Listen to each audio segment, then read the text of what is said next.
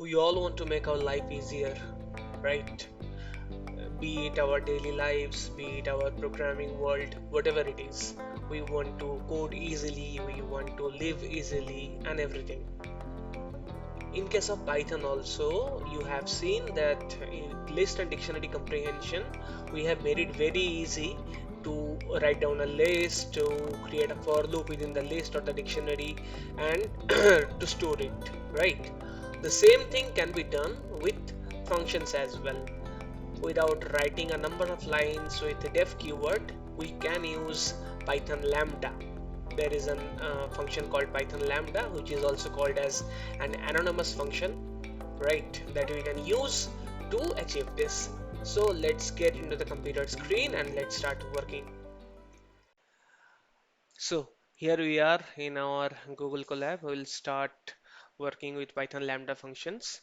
But before we get into Lambda, we will understand that what exact problem it solves. Okay.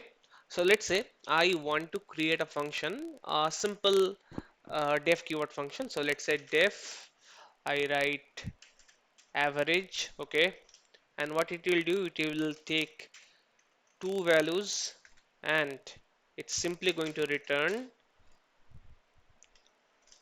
a plus b divided by 2, right? Then what I'll do, I'll simply return c. That's it. Now we all know, let it connect once. Okay, yeah, okay. So we have it. So now if I simply click on print, click on average, provide two number 5, 8, I'll get the average. Okay, let's say I'll provide 6, 8, I'll get 7. Okay, now I'm writing two lines of code. I'm using a def keyword. I'm returning a particular statement called C. I'm using indentation, I'm using colon and all, right?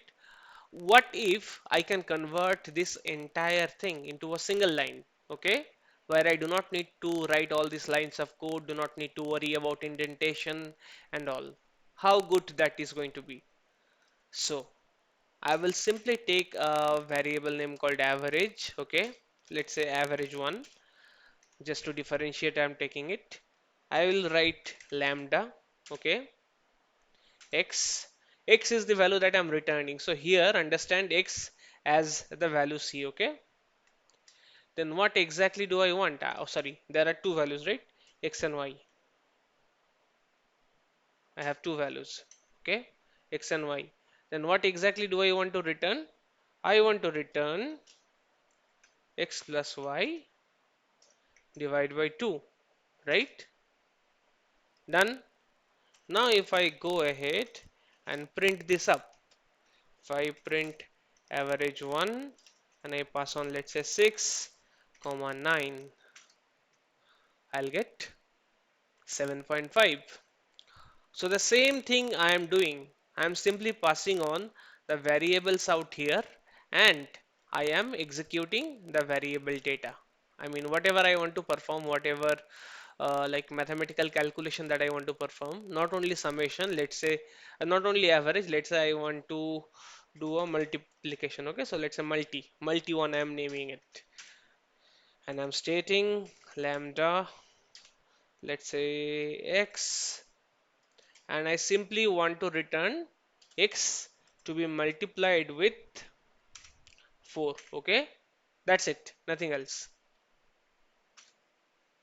And then if I simply go ahead and provide multi 1 and pass on the value of x as 4. So what should I be getting?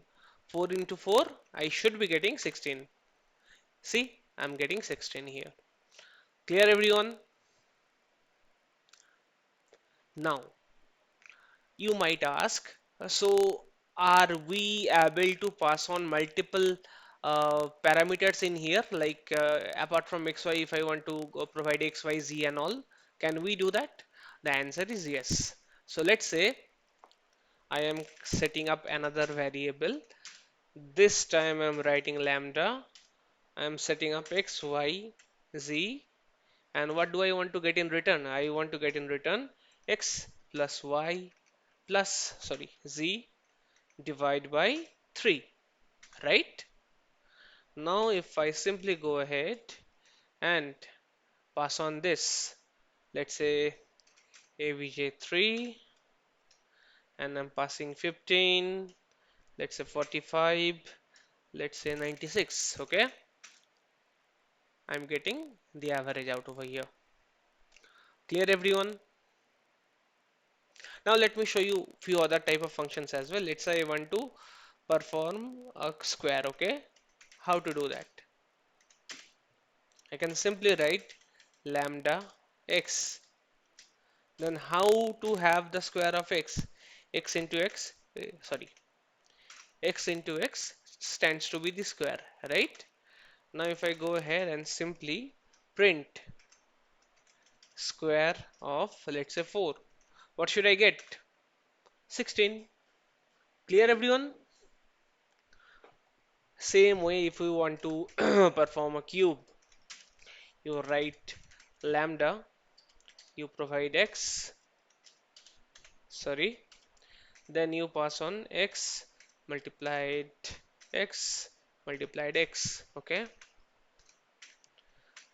Then if I simply go ahead and perform cube like this, 3, I will be getting 27. Clear everyone?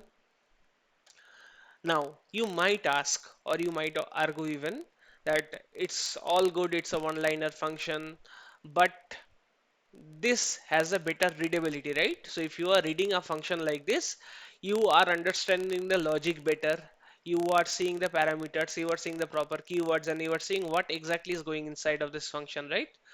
So your question can arise as, should we be using lambda everywhere? The answer is clear and cut no. You should not be using lambda everywhere. Wherever you see that there is a function that can be converted into a one-liner, you use it. But where if you have a larger function of, let's say, 20, 25 lines, something like that, it's always the best practice to pass on every single logic in it. Okay? Now, one more interesting thing. You can pass on a function inside a function. It is called a nested function. What do I mean by this? Let's say I am setting up a function. I am just naming it func1, okay? And here I am directly passing on a function fx, okay? And then let's say I'm passing on a value called x, okay? Now what I want to do, I simply want to return fx of x divide by 2. Understand this clearly. Let's say fx is your square, okay? Fx is your square function.